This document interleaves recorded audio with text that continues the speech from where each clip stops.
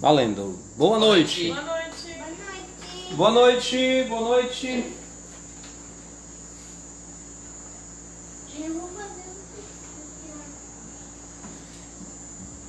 Você que está hoje conosco aqui, seja bem-vindo à nossa programação Culto de Oração dos Lares. É a programação que começa aqui e termina no seu lar com aquele tempo de oração. E olha, nós já temos aqui 11 pedidos programados, fora pelos comentários. Então você já pode ir fazendo o seu pedido ou agradecimento. Temos alguns agradecimentos, na verdade são 12, porque tem um aqui que eu esqueci de colocar, mas inclusive está aí no nosso Facebook ministerial, não é? Eu coloquei ainda há pouco, um agradecimento também a Deus. E nós queremos, irmãos, começar cantando e falando sobre essa segurança, sobre o quanto nós confiamos no Senhor e como é bom servir a Deus e estar seguro nele. É o que diz o hino 314, 314, 314, 314.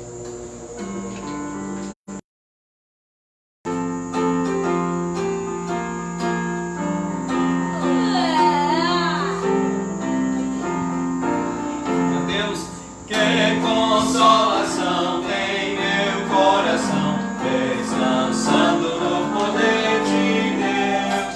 Ele tem prazer em me proteger, descansando no poder de Deus. Descansando nos eternos braços do meu Deus.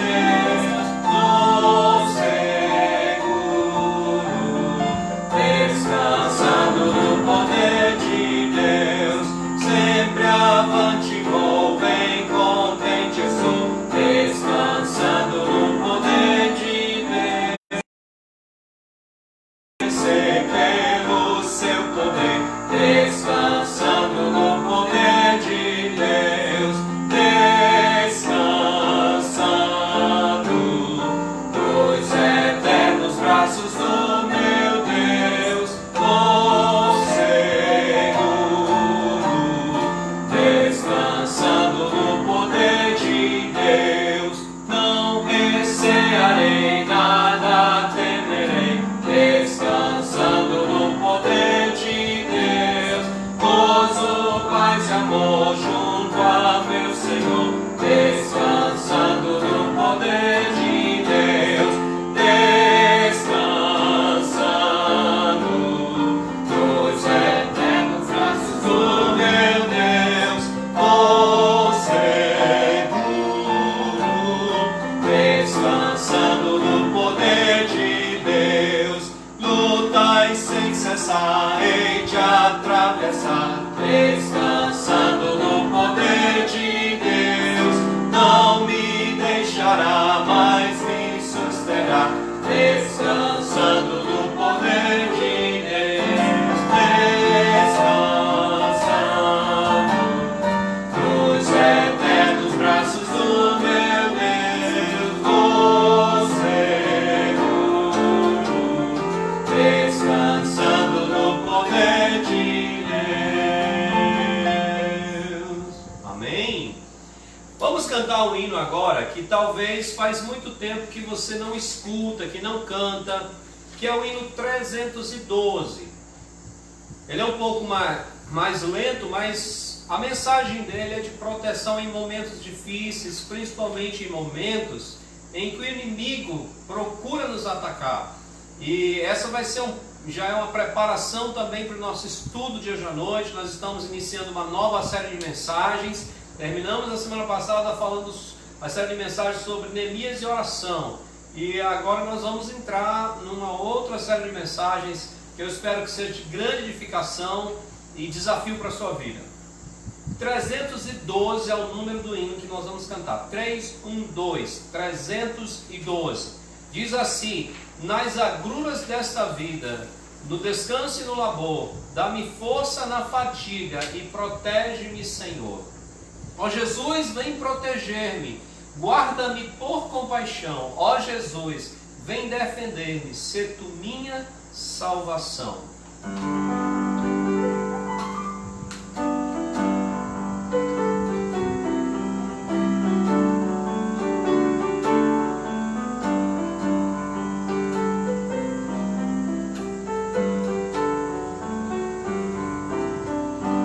Nas agruras dessa vida, no descanso e no labor, dá-me forças na fadiga e protege-me, Senhor.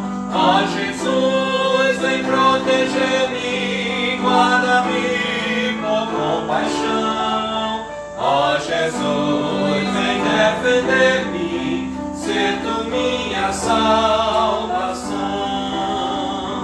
Os malvados me detestam e me querem destruir, mas os anjos me rodeiam, não me deixam sucumbir. Ó Jesus, vem proteger-me, guarda-me por compaixão. Ó Jesus, vem defender-me, ser tu minha salvação.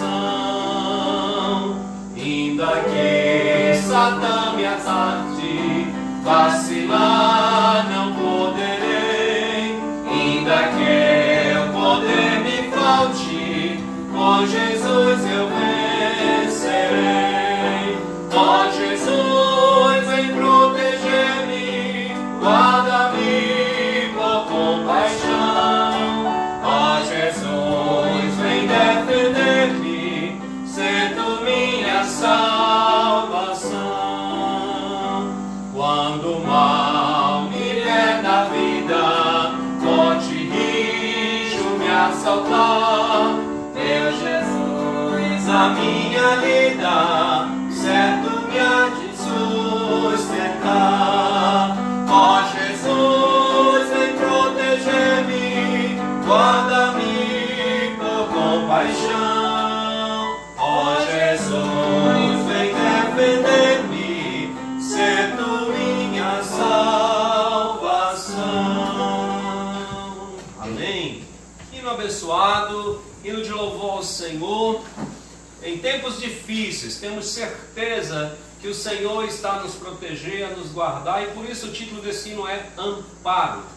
Eu gostaria de convidar você, meu irmão que está me assistindo, a abrir sua Bíblia. Eu não sei se é possível fazer as duas coisas para quem tem o app, né? Ver o vídeo e abrir o app das referências, mas nós temos aí um dos nossos diáconos de coração, o irmão Edson, que geralmente dispõe também as leituras bíblicas. Efésios capítulo 6, do verso 10 até o verso 20, né? Tanto domingo à noite como hoje me passou da mente enviar um material antecipadamente. Olha que estava pronto hoje à tarde, já no meio-dia estava pronto o programa de hoje à noite, só precisando inserir alguns pedidos que chegaram, que a gente tem comunicado durante a semana, né? Muitas vezes alguém liga durante a semana pedindo oração e a gente aproveita e já inclui no de quinta-feira, caso não haja muita mudança no cenário, tá bom?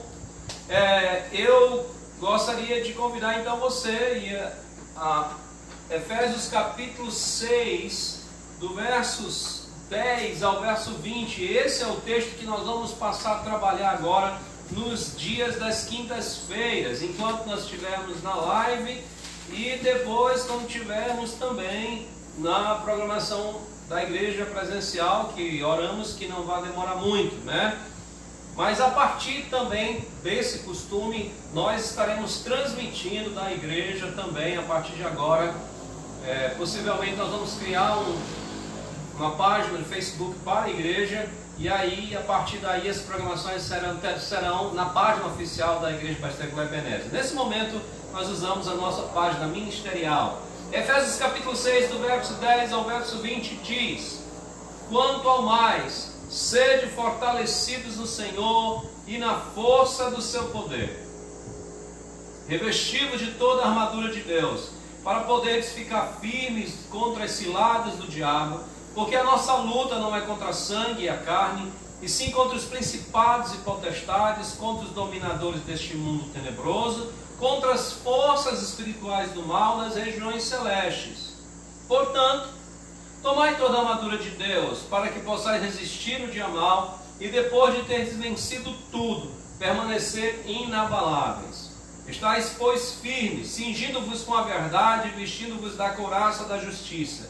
Calçai os pés com a preparação do evangelho da paz, embraçando sempre o escudo da fé, com o qual podereis apagar todos os dardos inflamados do maligno.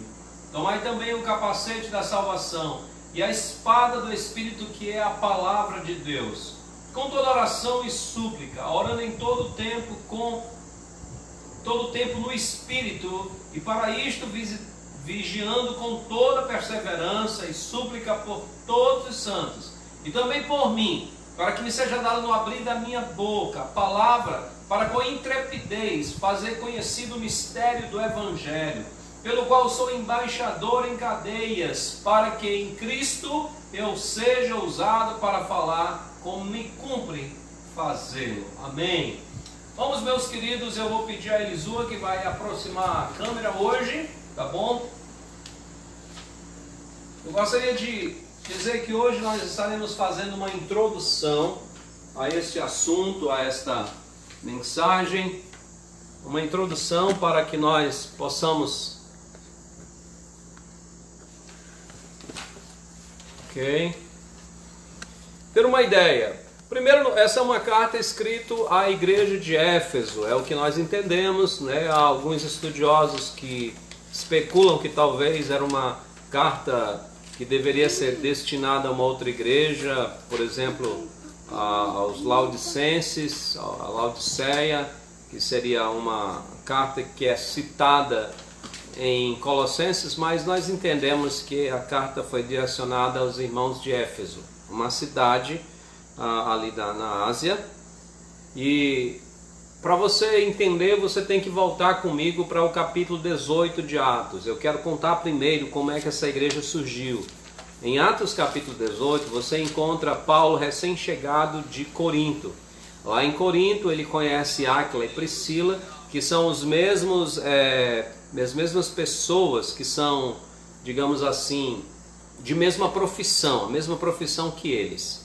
E Paulo então anuncia-lhes o caminho. Áquila e Priscila se convertem ao Senhor Jesus, né? E no caso, o que você percebe claramente ali é que eles se tornam muito chegados de Paulo. Eles viajam com Paulo então e chegam a Éfeso. Na primeira oportunidade, Paulo não fica ali em Éfeso muito tempo. Aparentemente Paulo fica talvez 1 ou 2 semanas no máximo, ou o suficiente para passar um sábado na sinagoga de Éfeso, e ali prega sobre Jesus Cristo. As pessoas em Éfeso rogam para que ele fique, mas ele tem outro propósito. Ele entende que Deus tem outro propósito para a vida dele, e mesmo diante desse pedido para que ele ficasse, ele não fica ali naquele momento. São coisas que a gente tem que entender que Paulo tinha um outro entendimento naquele momento, tinha uma outra razão para não ficar. Mas ficam ali em Éfeso Áquila e Priscila. Não muito tempo depois, chega ali em Éfeso, eu estou no versículo 24 do capítulo 18 de Atos. Chega em Éfeso um homem muito eloquente e muito versado nas Escrituras, e que já era convertido ao Evangelho de João, vou usar essa expressão aqui, não é? João o Batista, que anunciava que viria o Cristo.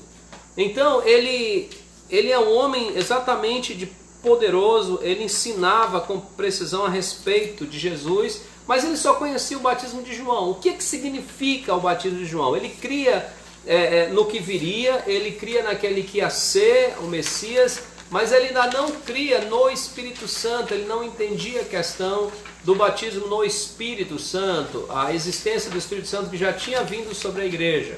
É quando então Áquila e Priscila lhe apresentam a verdade, lhe ensinam melhor o caminho de Deus, E diante de tudo isso, então ele justamente passa a ser um grande instrumento de Deus para convencer tanto gentios como judeus que Jesus era o Cristo esperado. E enquanto isso, Paulo vai para Jerusalém, depois ele começa a subir para visitar as igrejas que tinham fundado e fortalecer os irmãos. E eu estou agora no capítulo 19, ele chega a Éfeso novamente. É assim meio interessante, ele deve ter entrado por uma outra porta, por um outro local, né? E Paulo então encontra ali alguns discípulos. E ele pergunta ao discípulo: recebeste o Espírito Santo quando crestes? Deixando claro que já era naquele tempo entendido que quando a pessoa aceitava Cristo já recebia o Espírito Santo. Não existia essa história de receber o dom do Espírito dias depois, não, meses depois, tempo depois. Aceitava, recebia o Espírito Santo, era tudo na mesma hora, tá bom? E aí os discípulos: não, ninguém sabe, nem ouviu falar que existia o Espírito Santo. Disse: em que vocês foram batizados? Foi no batismo de João. Então ele disse: olha, realmente João pregou sobre aquele que viria, mas agora vocês têm que conhecer Jesus Cristo. Então aqueles homens não eram convertidos a Cristo Jesus, eles eram crentes verdadeiros no sentido de que eles tinham se arrependido de seus pecados, mas precisavam crer em Cristo. Então creem em Cristo, são batizados, recebem o dom do Espírito ali, e a partir dali então começa um ministério muito frutífero em Éfeso. Paulo começa a frequentar a sinagoga, começa a falar ousadamente a respeito do Reino de Deus, muitas pessoas se convertem, inclusive gentios.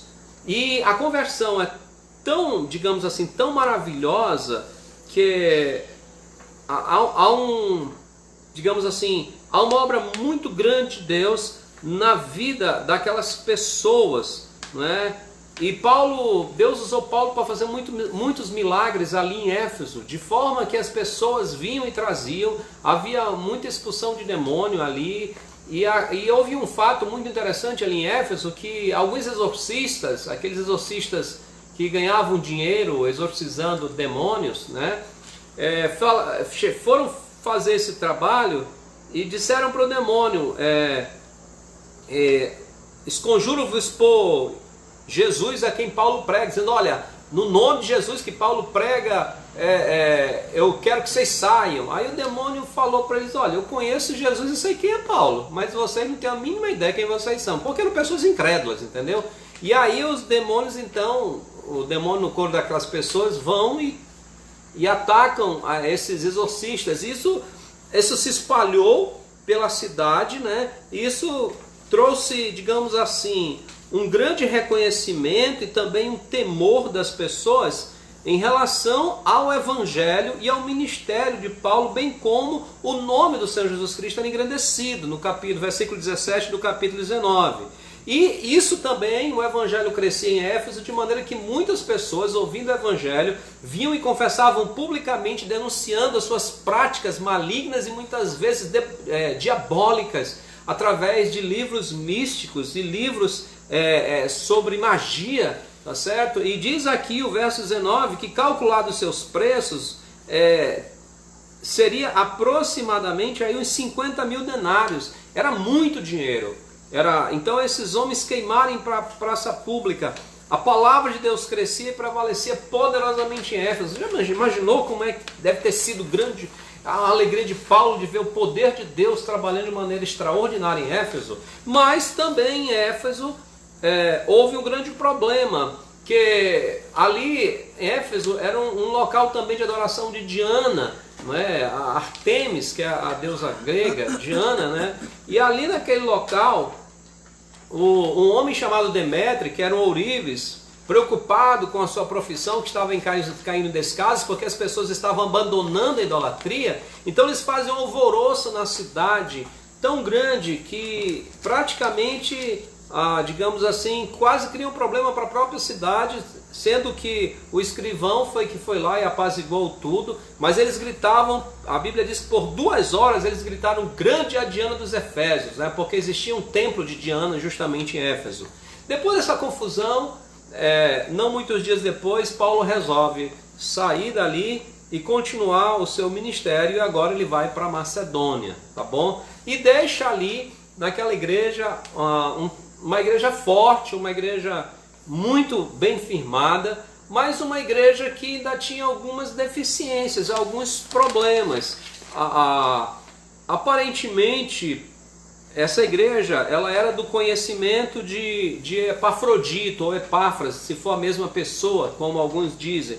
E é possível que Epafrodito, quando ele está levando o donativo de Paulo para um donativo da igreja de Filipos para Paulo, desculpa aí, atrapalho com as palavras, ele leva também os comentários e as preocupações dos irmãos de Éfeso para Paulo. Nesse momento que Epafrodito está indo, já é um outro momento da está preso. Nós entendemos que é a primeira prisão de Paulo, aquela que ele está preso, mas ele está numa residência, ele está na sua própria casa, como diz Lucas lá no livro de Atos, e ele está acorrentado a um soldado romano durante todo o dia, né? E ao que nós entendemos, um soldado de César mesmo, da guarda pessoal de César. Ora, então Epafrodito leva algumas notícias, algumas questões dessas igrejas. Aparentemente, com certeza Epafrodito leva notícias da igreja de Filipos e da igreja de Colossos. Eu imagino que é possível que seja também da igreja de Éfeso. Porque quando as cartas são mandadas de volta, essas cartas vão todas juntas. Quais são as cartas que vão juntas? A carta aos Filipenses, a carta aos Efésios, a carta aos Colossenses, a carta a Filemon. Essas 4 cartas voltam juntas, são enviadas nesse mesmo tempo em que Paulo está preso. Pelo menos é o que nós imaginamos por conta de alguns nomes que aparecem aqui na carta aos Efésios, aos Filipenses e aos Colossenses, e também a carta a Filemon. Ora, essa igreja ela tinha uma séria dificuldade em entender o que era a igreja, né? O que era o corpo de Cristo, o que significava ser igreja, o que era isso, o que significava mesmo essa bênção, essa maravilha. Então, para tirar essas dúvidas, para falar de Deus, como Deus foi grandioso no seu plano eterno de salvação, e que esse plano eterno de salvação incluía a igreja de Cristo, e que essa igreja ela é um novo corpo, porque ela é um corpo formado agora de judeus e gentios. E eu preciso explicar para você que no Antigo Testamento, a forma que alguém se achegava ao Senhor era através do judaísmo. Não quer dizer que a pessoa se tinha que se tornar um judaizante, mas era o agente do reino de Deus era a nação de Israel. Então, uma pessoa para se chegar a Deus e demonstrar através de obras que ela estava se chegando ao Deus verdadeiro, ela tinha isso. Hoje, uma pessoa que está se chegando a Deus tem que aderir ao cristianismo verdadeiro. Vou deixar bem claro aqui, porque a palavra cristianismo hoje é muito ampla, né? Mas eu estou falando do cristianismo verdadeiro, que é a igreja. Então, a pessoa hoje ela tem que entrar no corpo da igreja. Então, Paulo diz, olha, aquela velha aliança passou. Você precisa na comunidade de Israel. Não. Agora Deus tomou de judeus e não judeus, de israelitas e gentios, um corpo só, um povo só, que é a igreja, que é o mistério de Deus, que estamos na dispensação da graça do mistério de Deus, que é a dispensação da igreja. E essa igreja é um plano maravilhoso de Deus para mostrar não só às pessoas, mas principalmente nas regiões celestiais, o plano maravilhoso de Deus que está em andamento, o plano maravilhoso de Deus que está em perfeita execução e que não foi um acidente de percurso, que não foi um erro de trajeto, mas Deus já tinha planejado tudo antes da fundação do mundo, como Paulo deixa isso muito claro no capítulo 1 dessa carta aos Efésios. Paulo expõe essa questão de que ele foi chamado por Deus para pregar aos gentios, e nós entendemos que essa igreja era formada principalmente por gentios, e ele então fecha o capítulo 3 orando ao Senhor e dizendo, olha, eu oro para Deus para que vocês possam compreender a dimensão do amor de Deus, qual a largura, a altura, a profundidade, conhecer o amor de Cristo, o entendimento.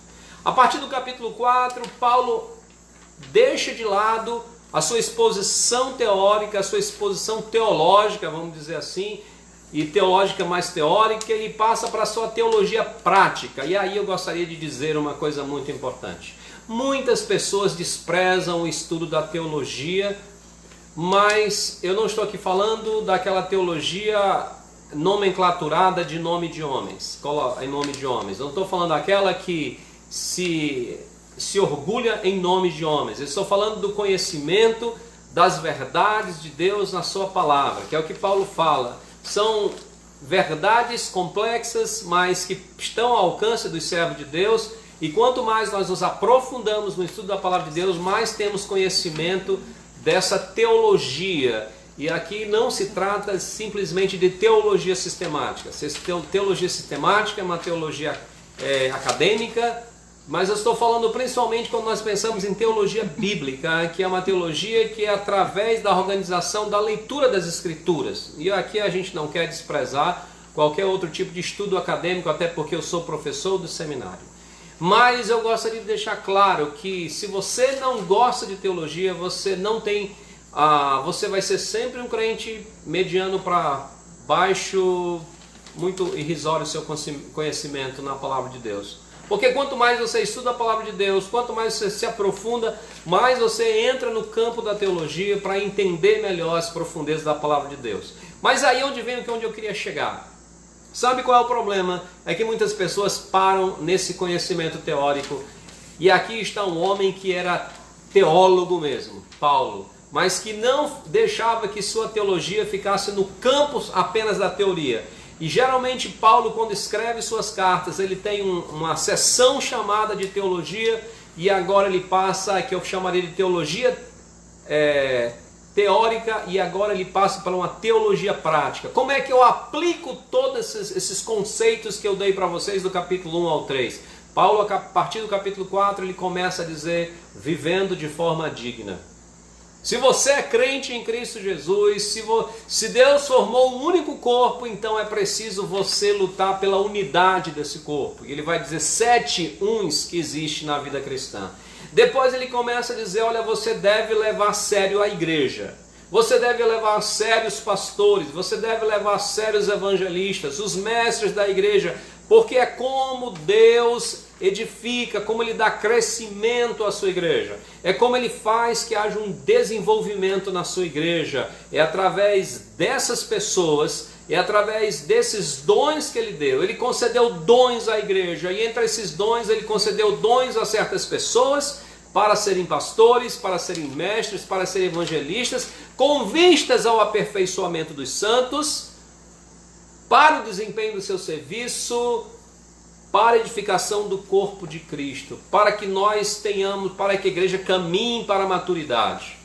Ele deixa muito claro isso no capítulo 4, principalmente ali no versículo 11 em diante, não é? Ele diz, olha, é preciso que a igreja cresça e amadureça, para que não sejam como crianças, que vivem agitadas, qualquer coisa que vê corre. Não, são pessoas maturas que não estão dando ouvidos a enganos, a mentiras que são ditas por aí, com pessoas que são astutas para enganar outros semelhantes. Não. E Paulo, a partir do verso 17 do capítulo 4, começa a deixar bem claro, vocês precisam ter um estilo de vida diferente. Um estilo de vida diferente dos incrédulos. É usada a expressão andar, e a tradução para a expressão andar, o ideal seria ter um estilo de vida diferente. Tá bom? Então vocês precisam ter um estilo de vida diferente. Um estilo de vida que é de alguém que já conheceu a Cristo, que é alguém que é controlado pelo Espírito Santo. Vocês devem abandonar as velhas práticas e adquirir novas práticas, práticas sadias, práticas que sejam compatíveis com a nova natureza, com o novo homem que é criado em vocês, porque Deus é o novo homem em vocês. Então Paulo deixa isso muito claro para esses irmãos. E ele vai dar alguns exemplos. Eu estou no capítulo 4 agora, se você está me acompanhando, o capítulo 4 de Efésios. Ele vai dar alguns exemplos. Por exemplo, ele diz, olha, uma prática que tem que ser deixada é a mentira. Ele diz, aquele que mente não deixa a mentira, fale a verdade. O velho homem fala mentira, mas o novo homem que se refaz, ele diz aqui, e vos revistais do novo homem, criado segundo Deus em justiça e retidão, procedente da verdade. Esse homem que é criado por Deus, ele vive na verdade, ele fala a verdade, ele não anda em mentiras nem falando mentiras. Um outro exemplo que ele dá aqui também é sobre a ira. Aquela pessoa, a velha pessoa, ela irava e pecava e deixava que o seu coração pecaminoso dominasse a sua vida. Ele diz, não, o homem criado segundo Deus, ele tem controle. Ele pode se irar, e aqui a gente tem que lembrar que não é se irar por qualquer coisa. Às vezes se irar quando Deus e a sua santidade é ofendida, mas ele está falando aqui de relacionamentos. Quando nós nos iramos com outra pessoa, ele diz, olha, não deixe o sol se pôr sobre a vossa ira. Isso é, não demore a resolver esse problema, resolva o mais rápido possível, não é? E ele diz, olha, não des lugar ao diabo. Ele diz também, aquele que furtava não furte mais, antes trabalhe, não saia da vossa boca nada que seja podre, que seja imprestável, mas o que saia da sua boca seja algo, como ele diz, seja uma palavra boa para edificação, conforme a necessidade, e assim edifique aos que ouvem, transmita graça aos que ouvem. E ele diz, olha, e aquela pessoa que é o novo homem, ele não anda em gritaria, blasfêmia, se ofendendo e brigando, não. Pelo contrário, ele diz, antes sede uns para com os outros, compassivos, benignos, perdoando-vos uns aos outros, como também Deus em Cristo vos perdoou. E ele diz, sede pois imitadores de Deus como filhos amados. E ele então entra numa nova sessão, falando sobre a vida pura, uma pureza tanto no falar como no proceder. Ele diz que tem coisas que deveria para nós ser até vergonha falarmos disso. Não é? Eu acho interessante como tem crentes que falam muita besteira, principalmente imoralidade, e às vezes diante de uma repreensão, mas todo mundo fala isso, ninguém é santinho, não é? Deveria ser vergonhoso, porque isso significa falta de temor, falta de pudor na presença de Deus, falta de entender que tem certas coisas que para nós que somos crentes são inconvenientes até falarmos, quanto mais praticarmos. Paulo diz claramente que a gente não deve participar, nem tampouco ser cúmplice, não é? Ver aquilo e ficar calado como se não tivesse nada errado. É claro que às vezes nós temos que ser sábios, talvez, dependendo da situação, nos retirar. Mas ele diz, olha, antes reprovai, reprovem aquilo que não é correto diante de Deus. Mas ele diz, olha, mas procurem cada vez se aproximar-se da luz de Deus. Procurem cada vez mais uma vida correta diante de Deus. E sua vida, você percebe que ela não é uma vida correta diante de Deus. Então, desperta. Ele cita aqui o Velho Testamento, desperta tu que dormes. Levanta-te de entre os mortos e Cristo te iluminará. Ele diz, se você está com a vida como de morto, então desperta. Sai disso. Procura uma vida mais reta com Deus. Ele diz, olha, vede como vocês andam, como vocês estão vivendo, qual o estilo de vida que vocês estão vivendo. Vede prudentemente como andais, não como aqueles que são como bêbados, que nem sabem o que estão fazendo, mas como sóbrios, remindo o tempo, dando valor ao nosso tempo que é curto, porque os dias são maus. E ele diz, olha, por essa razão então vocês devem buscar o enchimento do Espírito Santo. Devem buscar ser cheios do Espírito Santo. E uma forma que isso fica claro desse enchimento é o louvor a Deus, é o que sai da sua boca. O que sai da sua boca é louvor a Deus. Um crente cheio do Espírito Santo, da sua boca reflete a palavra de Deus, o louvor ao Senhor. Reflete também, nós vemos aqui claramente, gratidão a Deus, gratidão ao Senhor. Reflete também claramente submissão, sujeição, obediência. E em cima dessa obediência e sujeição, ele começa a falar com a família. Ele começa a falar com as mulheres, dizendo às mulheres, obedeçam, se sujeitem aos seus maridos. Aos maridos, ele diz, se sujeitem a Cristo como exemplo, tratando bem as suas esposas, como Cristo tratou a igreja. Ele diz para os filhos, sujeitem-se aos seus pais. E diz para os pais, criem os seus filhos no temor de Deus. Diz para os servos, os escravos, que naquela época faziam parte do convívio familiar, não é? Eram pessoas que faziam parte do convívio da família. Se submetam, sujeitem-se aos vossos senhores segundo a carne. E aqueles que são patrões, trate bem o seu empregado, trate bem o seu escravo, o seu servo, não é? Pois ele diz claramente no versículo 9: procedei com eles, deixando as ameaças, sabendo que o Senhor, tanto deles como o vosso, está nos céus, e que para esse Senhor, nele não faz acepção de pessoas.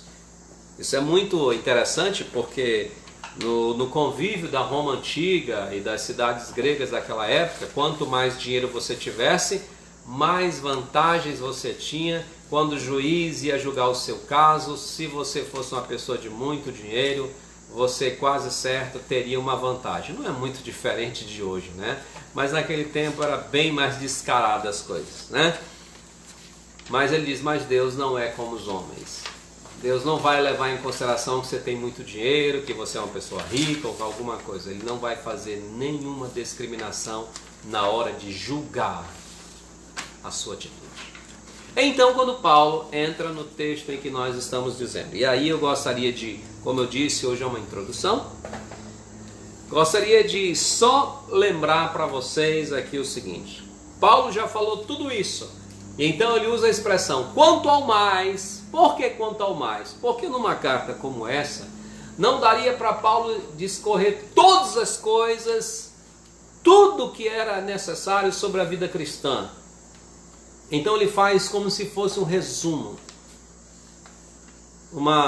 Aqui ele faz uma tomada, como se fosse algo resumido, ou colocando de maneira mais simples e direta, já que ele está chegando no final da sua carta, deixando algumas palavras finais, mas que são de grande proveito, de maneira mais ampla para os irmãos de Éfeso e com certeza para nós no século 21.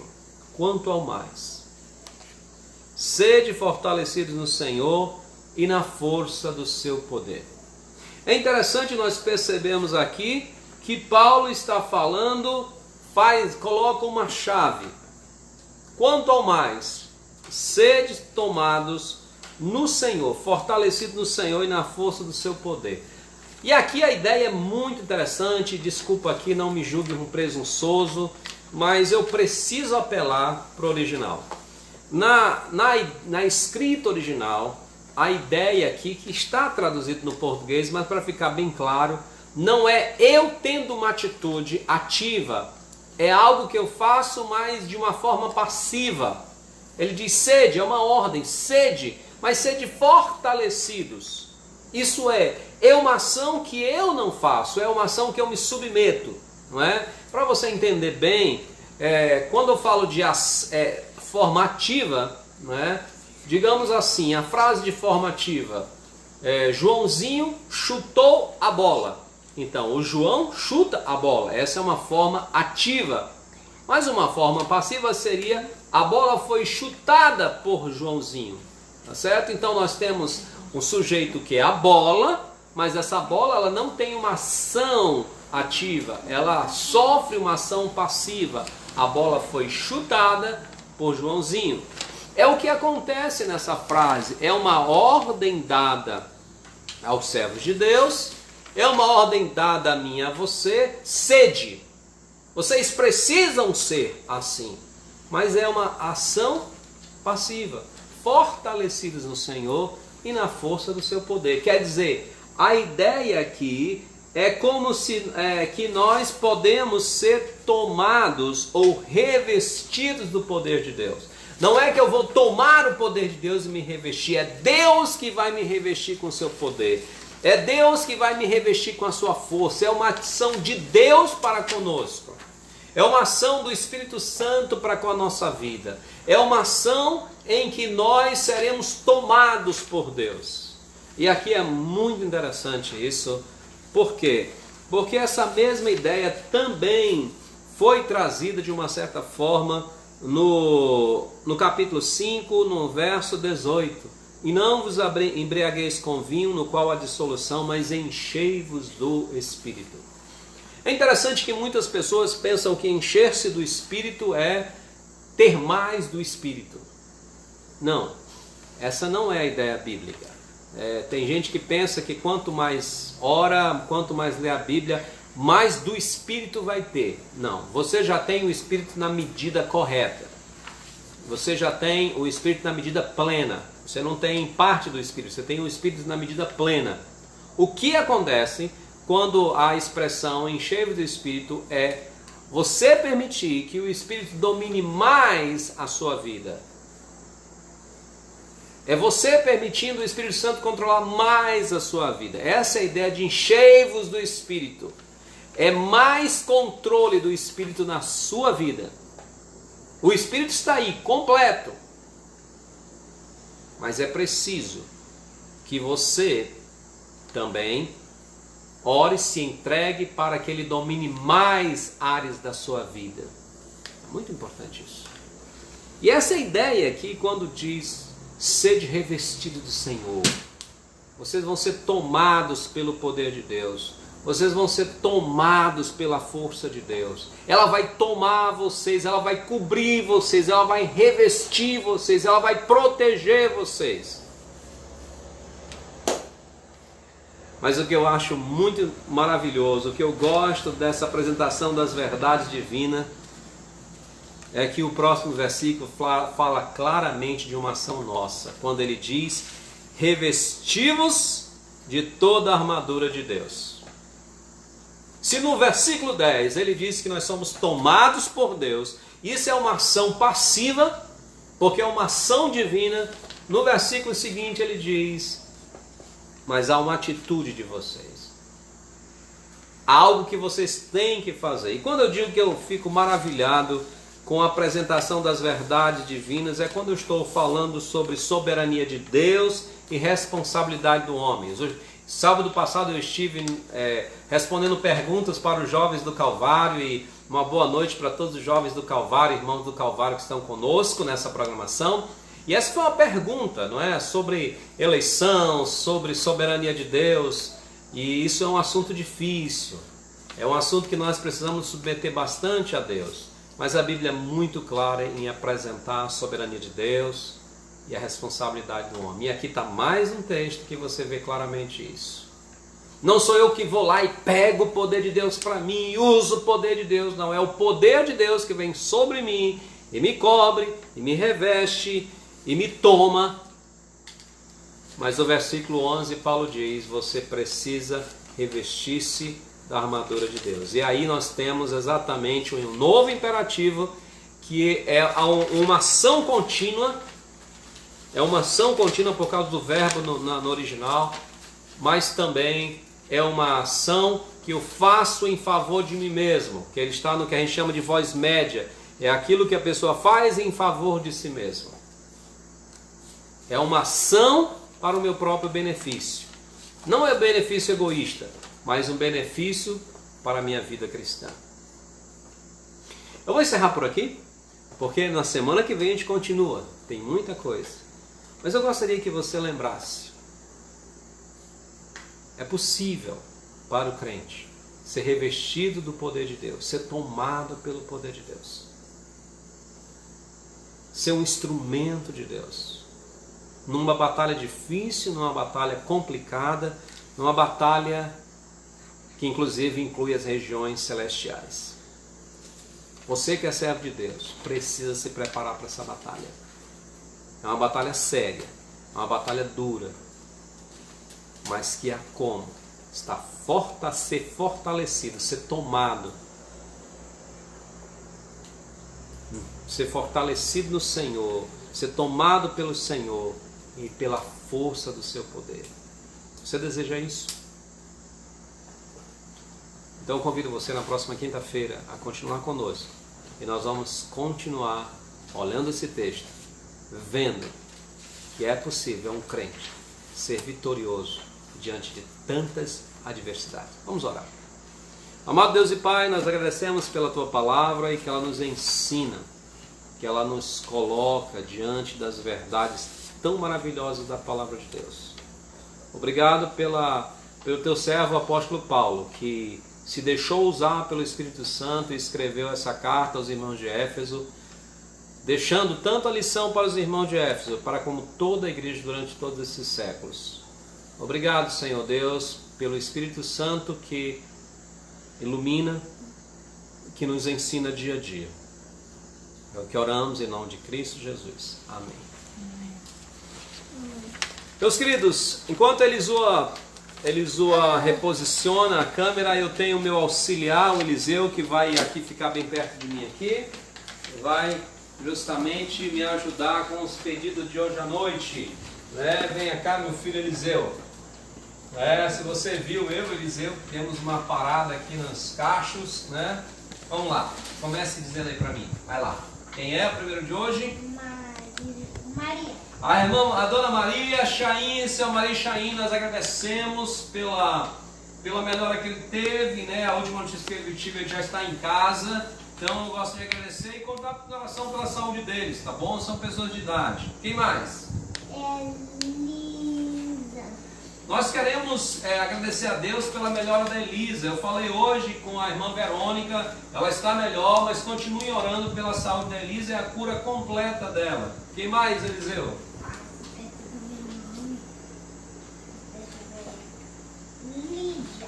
Continuamos orando pela irmã Lídia, pela sua família, tá certo? Pela sua mãe, a Keila. Então vou repetir o nome dos familiares. A mãe da Lídia é a irmã Keila, o pai, o irmão Elisiário, e os seus irmãos são a irmã Suzana e o Elisiário Neto, tá bom? Orem por essa família da Igreja Batista Regular da Fé. Quem mais? Nair, a dona Nair, minha querida Nair, a mãe do irmão Edson. Orem pela saúde dela, irmãos, há uma possibilidade de cirurgia. E a idade da dona Nair também, ela já tem uma certa idade, orem por ela. Orem também para que a graça salvadora se derrame sobre a dona Nair, tá bom? Mas esse é um pedido do irmão Edson que veio hoje. Temos também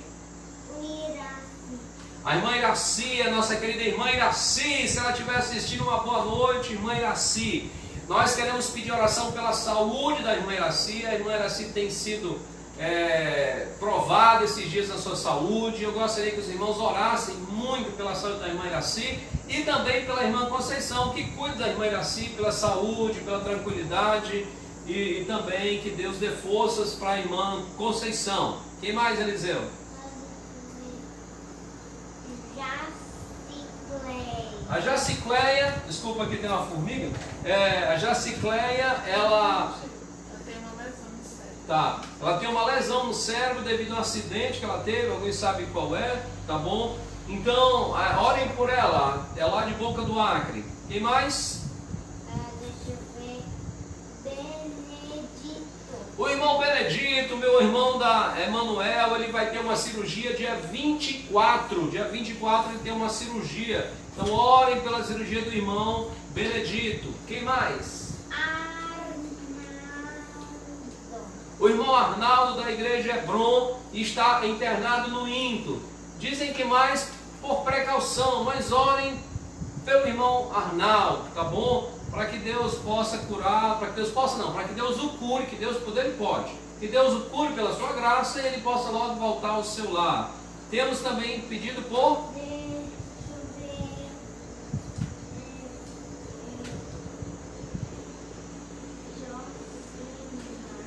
Josimar. O Josimar é cunhado da Fabiola, que mora lá em Boca do Acre, e ele está com Covid. Ela faz esse pedido de oração. A irmã Fabiola pede pelo seu cunhado. Nós temos também, Eliseu? Não, já foi. Não. É a Cordélia. Irmã Cordélia da primeira igreja, ela pede oração também pela sua saúde. Meus queridos irmãos, orem pela saúde da irmã Cordélia. Você sabe que ela também tem problemas de vista e outras complicações da saúde dela. Então orem pela irmã Cordélia. E aí nós temos também O último é o Inês. o Vlad pede oração pela sua mãe e o esposo dela. Não é? A mãe do do Vlad é Inês, o esposo, desculpa, ela mandou o nome, ele mandou o nome, mas eu perdi no meio do caminho, né? Então é a irmã Inês, o esposo, e esse é o pedido do Vlad, porque eles estão com sintoma de Covid. E agora eu gostaria de ouvir os pedidos que vieram direto da nossa página para cá. Nós temos irmãos, a irmã Inês que agradece que o Laércio chegou em paz, né? E já retornou? Está de volta, rapaz, o homem é corajoso mesmo, tá certo? Então foi e voltou, e graças a Deus, né? Irmã, ou ela está pedindo... Porque ela falou aqui, Certo, ok. Se não for isso, a irmã corrige aí nos comentários para mim, tá bom? A irmã Conceição, continua pedindo oração por ela, pela irmã Iraci e pela irmã Marilu. Irmã Marilu, uma boa noite aí para a senhora também, um prazer. A Fran pede que continue orando pela proteção da sua família, pela saúde da tia Lúcia, do tio Francisco, e também pela saúde da Amanda, a sobrinha da irmã Lúcia, a Amandinha, tá certo? Então, esse é um pedido da Fran. A irmã Marinalva agradece pelas orações pelo João, ele continua na UTI, mas está melhorando e não está mais entubado. Que bom, graças a Deus. Continue orando pela recuperação dele. Pede oração pela sua família, a irmã Marinalva pede pela sua família, e principalmente os que ainda não aceitaram Cristo como Salvador. A Priscila Reis agradece as orações pelo Eliezer. Lembra que a gente orou pelo Eliezer, que ele não estava bem, sentindo aquele sintoma, ele testou positivo, mas graças a Deus já se recuperou bem, e continue orando pela completa cura, né? Então foram esses que chegaram, né? Graças a Deus. Aqui do lado, desculpa. A Eliette agradece a Deus pela recuperação da dona Cândida, é isso, né? Deve ser isso. Ela pede pela recuperação. Então ela pede para a recuperação, não é completa da dona Cândida, graças a Deus ela teve aquela alta, mas pede a recuperação completa, afinal de contas a dona Cândida tem já uma certa idade. Se ela não estiver ouvindo, um abraço, dona Cândida, para a senhora também, tá certo? Então, meus queridos, esses são os nossos pedidos, e eu gostaria agora, nosso horário já está bastante avançado, de ver quem está participando conosco. Vamos lá, rapidinho, vamos dar uma boa noite para esses irmãos. Aqui conosco estão hoje Anne e Luziette.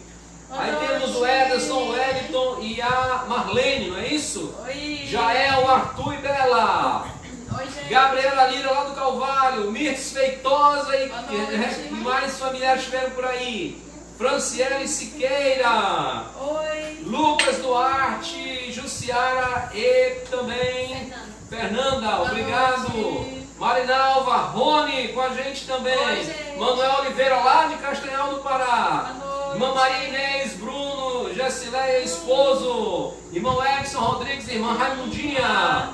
A irmã Júlia Souza, eu não sei se de repente está aí com ela a irmã Cordélia também, não sei.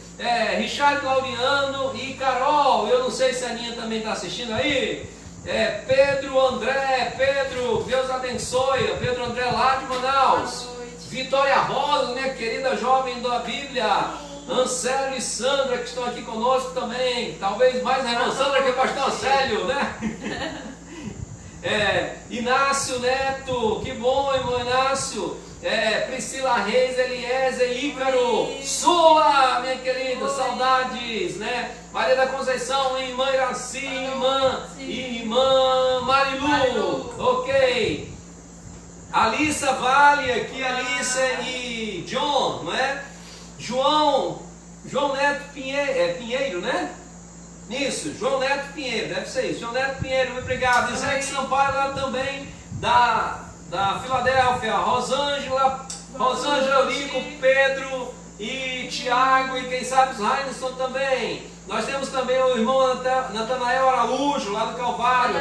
Jessineide Ribeiro, a Jessineide aqui. Maria Lonilda, nossa querida Branca. Vlad Família, tá certo? Marcondes Fernandes. Seis Araújo, lá de Trauacá. E Eliette Lima, Felipe Lima. Alain e quem sabe a dona Cândida também. Uma boa noite, não sei se a Beth está aí também. Uma boa noite para vocês. E nós vamos fechar hoje à noite cantando aquele cântico. Opa. Tem o Leonardo, seu Léo, lá de Trauacá. Mais alguém?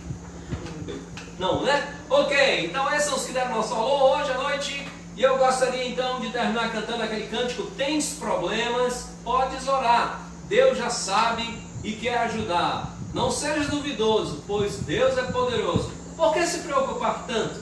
Podes orar.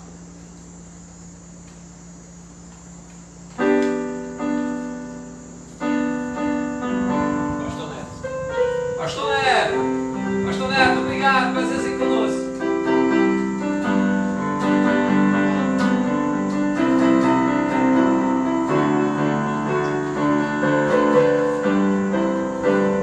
Tens problemas, podes orar. Deus já sabe e quer ajudar. Não sejas duvidoso, pois Deus é poderoso. Porque se preocupa tanto, podes orar. Tens problemas, podes orar. Deus já sabe e quer ajudar. Não sejas duvidoso, pois Deus é poderoso. Porque se preocupa tanto, podes orar. Amém? Vamos orar, agradecer a Deus. Senhor Deus, muito obrigado por esse tempo juntos e pedimos que o Senhor nos ajude, nos abençoe e que tenhamos um bom tempo de oração agora nos nossos lares, onde quer que estejamos, em nome de Cristo Jesus. Amém. Amém. Boa noite, eu vou pedir para a Lisua encerrar a transmissão e o culto continua aí na sua casa com o tempo de oração.